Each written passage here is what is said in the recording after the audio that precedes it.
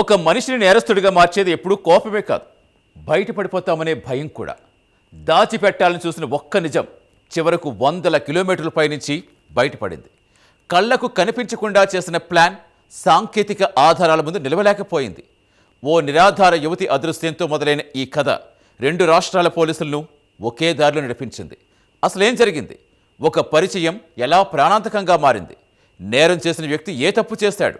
చివరకు విశాఖలో ఒడిశా పోలీసులకు ఎలా చిక్కాడు?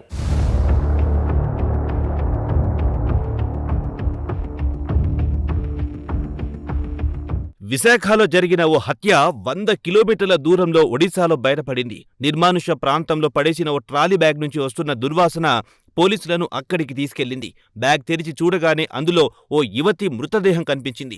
ఆమె ఎవరు, ఎక్కడ్నుంచి వచ్చింది, ఎందుకు చంపారు అనే ప్రశ్నలు మొదట సమాధానం దొరకలేదు. కానీ సంఘటనా స్థలం నుంచి సేకరించిన cell phone signals, call data రికార్డులు, సీసీటీవీ దృశ్యాలు దర్యాప్తును ఒడిశా నుంచి నేరుగా విశాఖకు తీసుకొచ్చాయి. చివరకు కంచరపాలెంకు చెందిన ఆటో డ్రైవర్ బొలిశెట్టి సురేష్ను అదుపులో తీసుకుని విచారించగా షాకింగ్ విషయాలు బయటపడ్డాయి. రైల్వే స్టేషన్, బస్టాండ్ ప్రాంతంలో భిక్షాటన చేసుకుంటూ జీవించి ఓ నిరాధార బాలికతో సురేష్కు పరిచయం ఏర్పడింది. తనకెవరూ లేరని ఆమె చెప్పడంతో గర్భిణిగా ఉన్న తన భార్యకు సాయంగా ఉంటుందని ఇంటికి తీసుకొచ్చాడు. కానీ ఆశ్రయం పేరుతో మొదలైన ఆ పరిచయం క్రమంగా అనుచిత సంబంధంగా మారింది. ఆ బంధాన్ని నిజమైన జీవితంగా నమ్మిన బాలిక తనను పెళ్లి చేసుకోవాలని సురేష్పై ఒత్తిడి తెచ్చింది.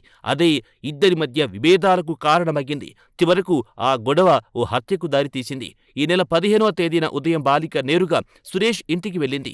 మరోసారి ఇద్దరి మధ్య వాగ్వాదం జరిగింది. ఆ క్షణంలో కోపం అదుపు తప్పింది. సురేష్ ఆమెపై తీవ్రంగా దాడి చేయడంతో బాలిక ప్రాణాలు కోల్పోయింది. ఒక్క క్షణం ఆవేశం ఒక ప్రాణాన్ని బలి తీసుకుంది. అయితే హత్య జరిగిన తర్వాత అతను చేసిన పని ఈ కేసును మరింత సంచలనంగా మార్చింది.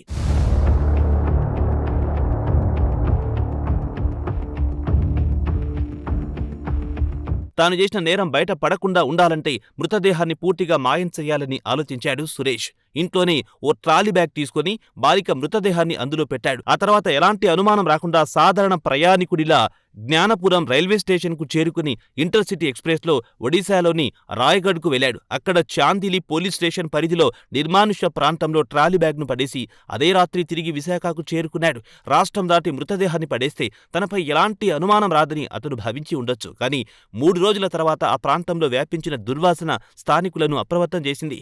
పోలీసులకు సమాచారం అందడంతో ట్రాలీ బ్యాగ్ను తెరిచి చూడగా అందులో ఉన్న మృతదేహం మొత్తం కేసును కొత్త మలుపు తిప్పింది. అక్కడి నుంచి మొదలైన సాంకేతిక దర్యాప్తు చివరకు 100 కిలోమీటర్ల దూరంలో ఉన్న విశాఖలోని కంచరపాలెం వరకు చేరుకుని ఈ హత్య వెనుక దాగి ఉన్న అసలు కథను వెలుగులోకి తీసుకొచ్చింది. ట్రాలీ బ్యాగ్లో లభించిన మృతదేహాన్ని స్వాధీనం చేసుకున్న చాందిలి పోలీసులు మొదట గుర్తు తెలియని యువతి కేసుగానే దర్యాప్తు ప్రారంభించారు. ఘటనాస్థలం పరిసరాల్లో ఉన్న సీసీటీవీ దృశ్యాలను క్షుణ్ణంగా పరిశీలించారు. ఆ ప్రాంతంలో యాక్టివ్గా ఉన్న mobile phone signals, call data రికార్డులను సేకరించారు.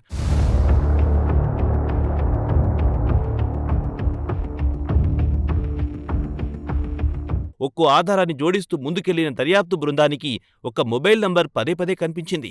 ఆ నంబర్ను విశ్లేషించగా అదే విశాఖలోని కంచరపాలెంకు చెందిన ఆటో డ్రైవర్ బొలిశెట్టి సురేష్ దిగా తేలింది. దీంతో ఒడిశా పోలీసులు విశాఖకు చేరుకుని కంచరపాలెం పోలీసుల సహకారంతో సురేష్ను అదుపులో తీసుకుని విచారణ చేపట్టారు. విచారణలో అతడు చెప్పిన వివరాలతో ఒడిశాలో లభించిన ఆధారాలు ఒకదానికొకటి సరిపోవడంతో కేసు మిస్టరీ వీడింది. ఈ కేసులో మరో కీలక అంశం నిందితుడు ఎంత దూరం వెళ్లినా ఆధారాలు మాయం చేయాలని ప్రయత్నించిన సాంకేతిక ఆధారాలు మాత్రం అతన్ని వదల్లేదు. ప్రయాణించిన మార్గం, రైల్వే స్టేషన్లలో సీసీటీవీ కెమెరాలు, mobile phone locations, call data ఇవన్నీ కలిసి దర్యాప్తును సరైన దిశలో నడిపించాయి.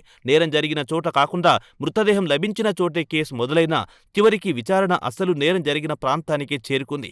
ఒకప్పుడు ఆనవాళ్లు చెరిపేస్తే తప్పించుకోవచ్చని భావించిన నేరస్తులు ఇప్పుడు డిజిటల్ ఆనవాళ్ల నుంచే చిక్కిపోతున్నారని ఈ కేసు మరోసారి స్పష్టం చేసింది.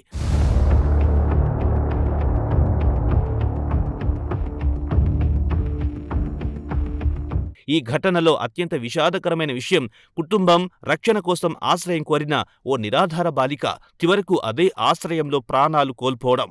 తనకు ఎవ్వరూ లేరని చెప్పినా ఆమెకు కొత్త జీవితం దొరుకుతుందని అనిపించి ఉండొచ్చు. కానీ నమ్మకంగా పెట్టుకున్న వ్యక్తి ఆమె జీవితాన్ని అర్ధాంతరంగా ముగించాడని పోలీసులు చెబుతున్నారు. ఓ తప్పు సంబంధం, దాన్ని దాచిపెట్టాలనే ప్రయత్నం, చివరకు ఓ హత్య, రాష్ట్రాలు దాటిన దర్యాప్తు, అరెస్టుతో ముగిసింది. క్షణిక ఆవేశంలో తీసుకున్న నిర్ణయం ఒక ప్రాణాన్ని బలి తీసుకోవడమే కాకుండా మరో జీవితాన్ని కూడా చట్టం ముందు నిలబెట్టింది. ఇప్పుడు ఈ కేసులో పూర్తి వాస్తవాలు న్యాయస్థానం ముందున్న విచారణలో తేలాల్సి ఉంది.